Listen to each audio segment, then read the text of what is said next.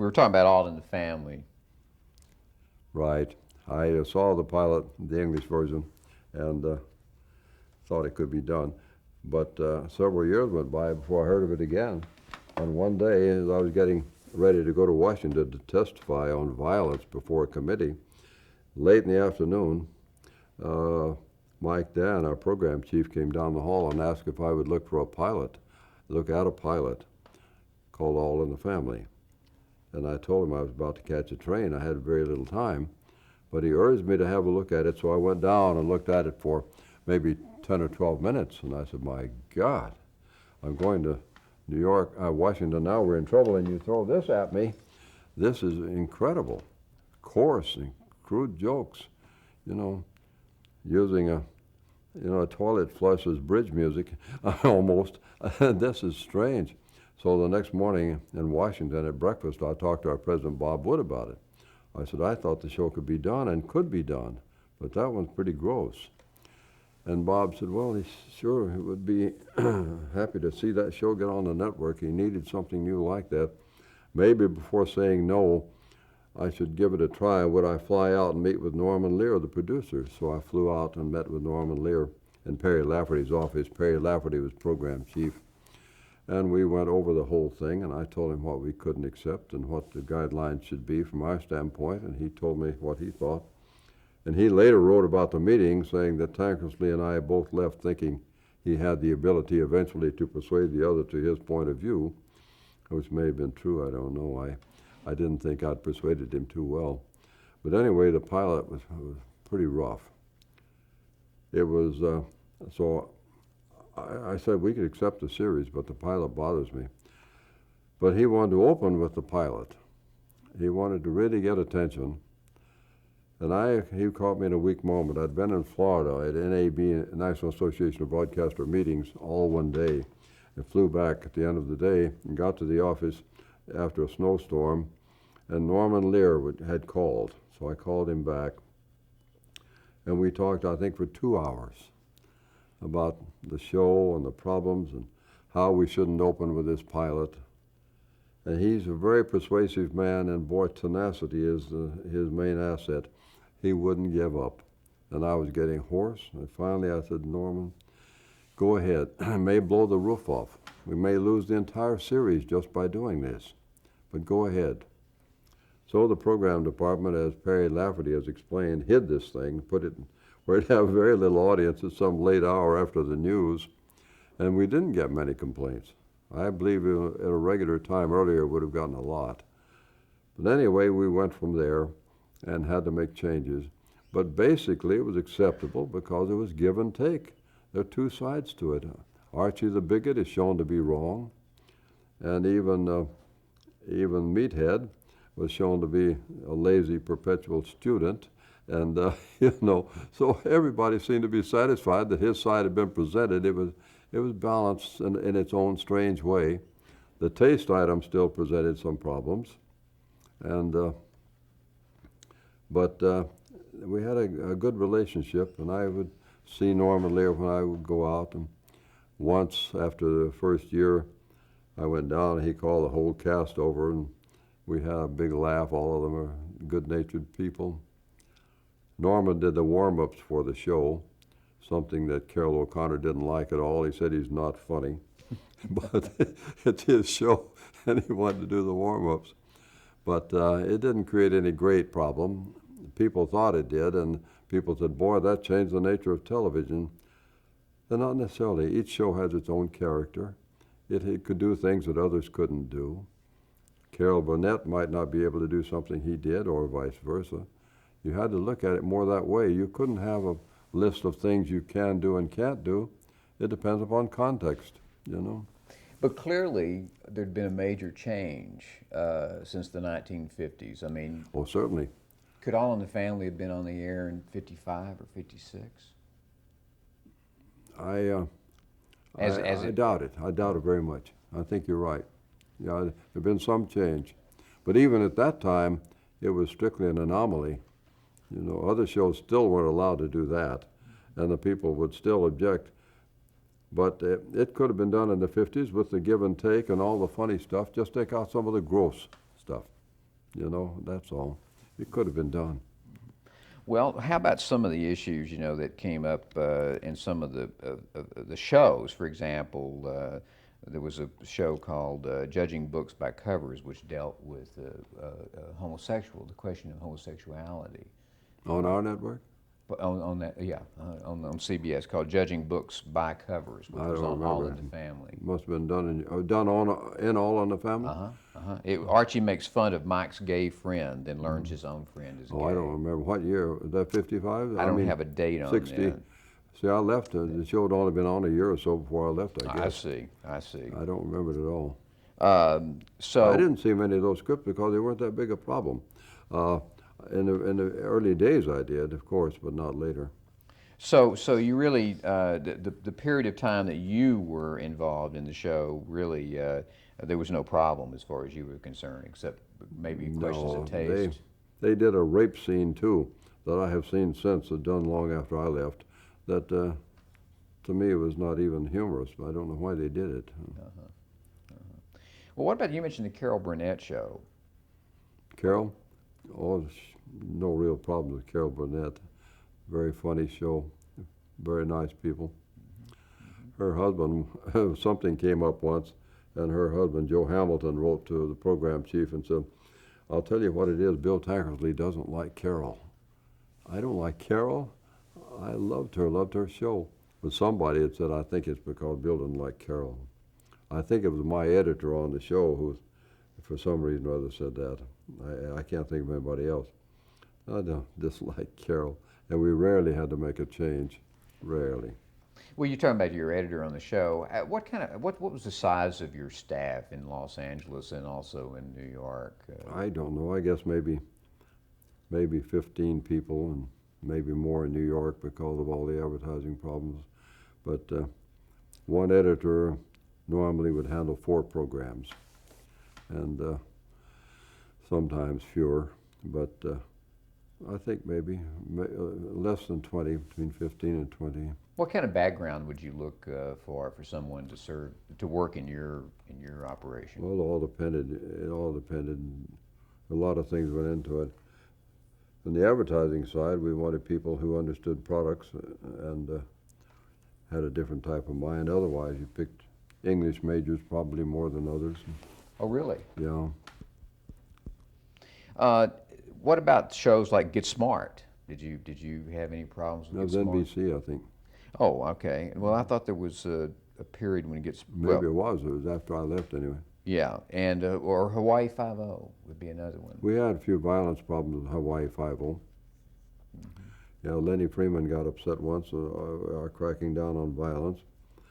Lenny Freeman and the producer of Gunsmoke and 2 or 3 other producers of shows with violence, quite a number of them, were encouraged by someone to write memoranda that they just couldn't live with these restrictions. James Arness, all of these fellows. So I insisted on having a meeting with our program people, who some of them were instigating this too, with our group president and Bob Wood, network president. And I said, this has got to stop. I showed them some examples of these shows that they say we were too tough on them on. They were glaring examples.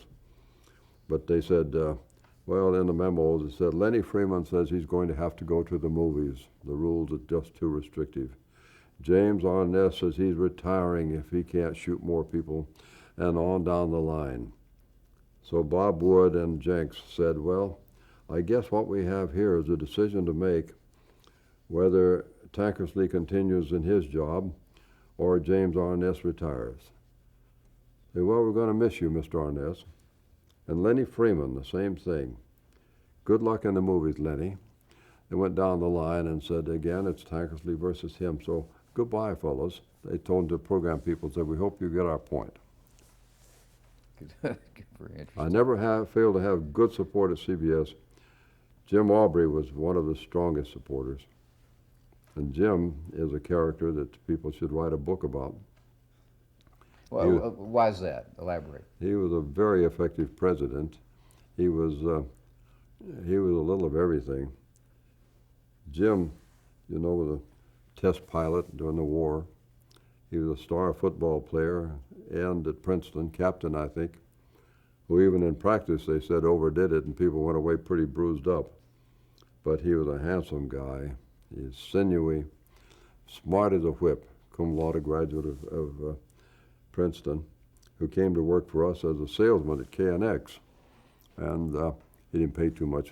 He had bigger ideas than that. He didn't pay too much attention to it.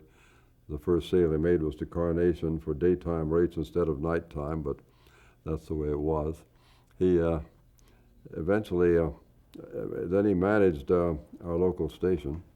Then he moved to ABC. He came to the program department for a while to learn more about programming. Then he was hired at ABC as their program chief, and he did a wonderful job. And by then, everybody at CBS began to appreciate Jim Aubrey. So Stanton and Dick Salant in New York brought him over there and to CBS, put him up on the top floor. And as I told Jim, I know you're studying the President's Handbook. It's all written. He smiled. So he took over as president and hurt some feelings. He dropped some shows because they appealed to the older audience, and he had to make some adjustments to get sponsors. But he supported me in everything I did, very strenuously. One producer once screamed his head off and demanded, his agent called, demanded that his man come over to Jim because the network owed him an apology. Jim said, well, tell your client, this producer, big producer, that the next time he challenges Bill's judgment, I personally will throw him out of the building. Would you get that word back to him?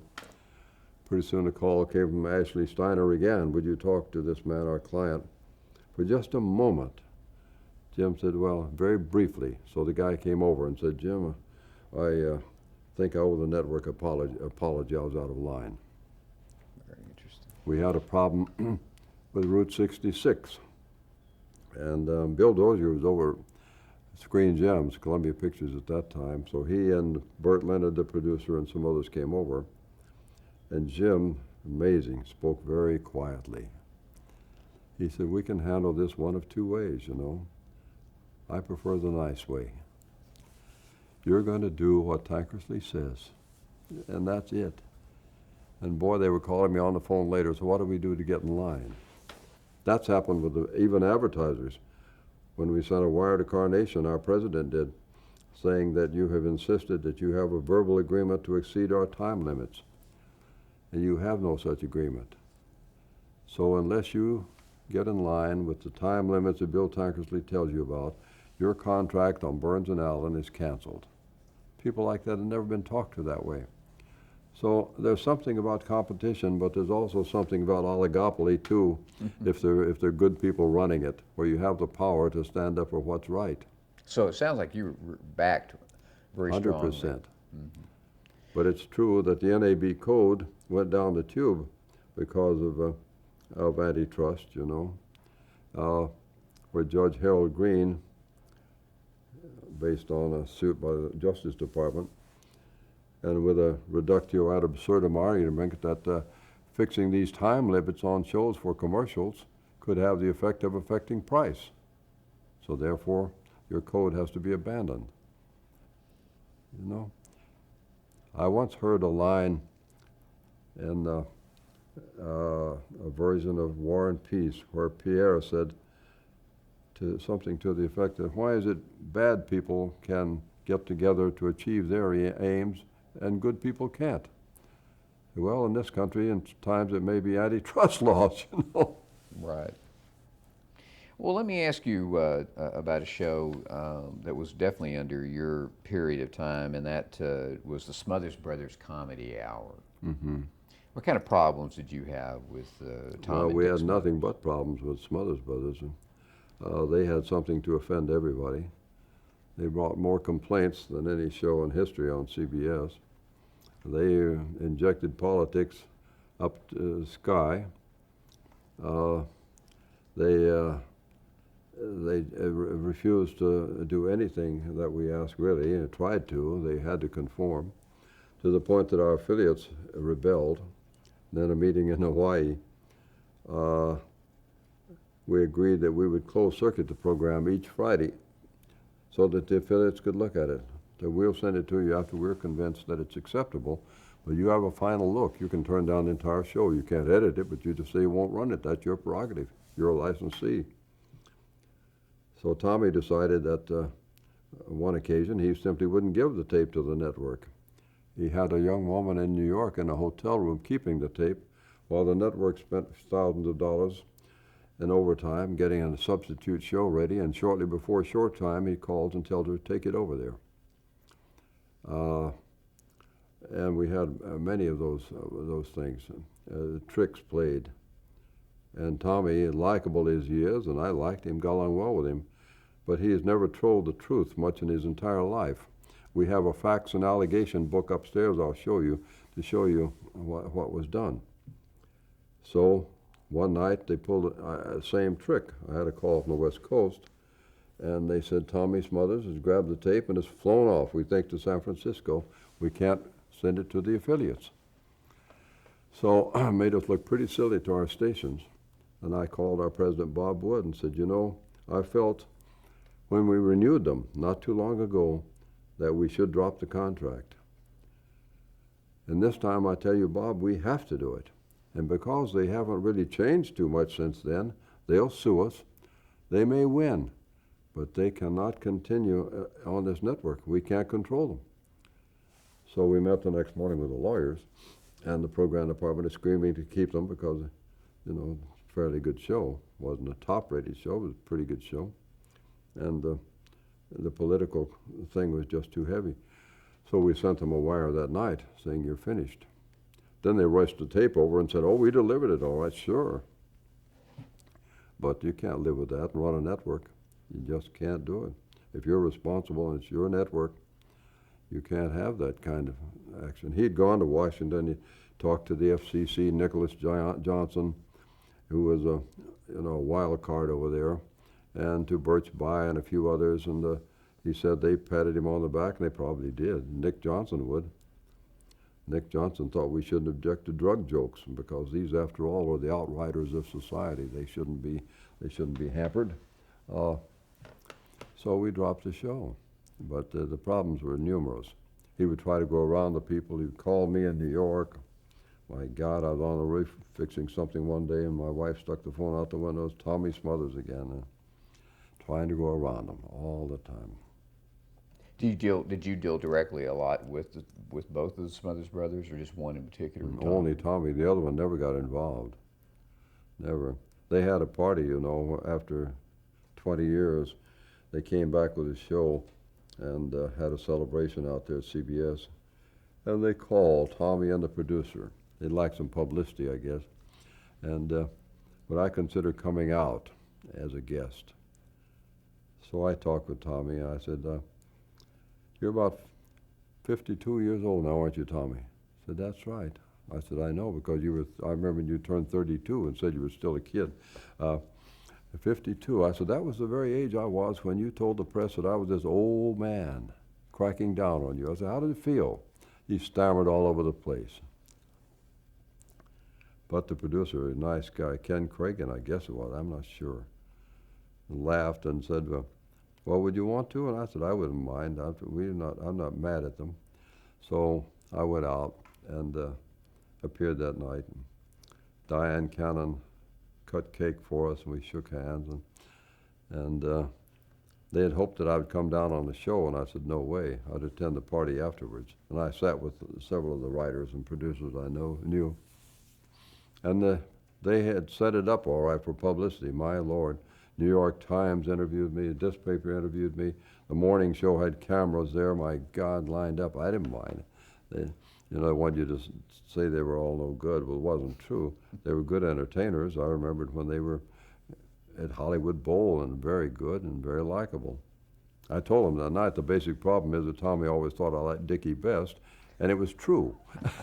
I never even met Dickie. Oh, that's great. Did you have any dealings with some of the writers like Mason Williams or anything? No, but I've seen some of the things he wrote. Some were political tracts that he hoped to get on the air. And was that the main problem with the show, was the political If you got bias? past the drug jokes and the sex innuendo and everything else, the politics, where they were using humor to get across a political point in a highly controversial period with the Vietnam War. And our news department is the one that's supposed to handle that, not entertainment shows. Well, let's talk about news a minute here. Did you have any dealings with the news division? Did you? Only with commercials, that's all. Only with commercials. Otherwise, they're left alone. They're like a separate entity. Nobody called over, and bothered them. I can't imagine even a Stanton calling over and saying, take something out. Would that be true also with 60 Minutes, a program like 60 Minutes? Oh, sure. Don Hewitt and his crew. I once had a meeting with Don because he wanted me to come on and debate with some advertising people, including Jerry Delafamina, who's dedicated a part of his life to defeating taste standards, and talk about advertising with live models for lingerie. And I said, no, I won't. I'm not going to discuss network policies on 60 Minutes. Well, they tried again, and Bill Leonard, in charge of news programming, called over and said, we're going to call Bob Wood, the president. Now, he's your boss. Yep. You call him. So Bob called and said, would you go on 60 Minutes? And no, I will not. Well, he called him back. Then he called again and said, would you allow Norm Nelson to go? He's the manager under me. I said, no, I will not. Then there's another call. Would I have lunch with Harry Reasoner and Don Hewitt? So I went over. And contrary to what Mike Wallace once said, nobody ever turned down 60 Minutes. I turned it down. I turned it down all the way. And Don got a little testy once or twice, and so did I. And Harry Reasoner said, just calm it. Said, Don, I can take care of it. Bill will give me the information. I'll handle it. It was very nice, and that was that, you know. I see. But that's, I was a hero to the news department because I hate keeping them out of trouble with, well, not trouble, but keep them from offending people with bad taste commercials, you know. Right. Manning, what's his name, Manning? Gordon Manning. Gordon. His famous Manninggrams. You've heard of them. Gordon Grams and Manninggrams. When I left to join the Council of Better Business Bureau, I had a Manninggram. The Dear Bill, better business will be better, Gordon. A Manninggram. I should have framed it.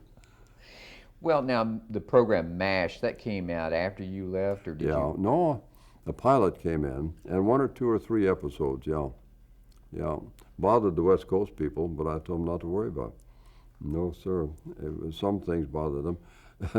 Some of the hot lip stuff and the priest and a few things in the opening.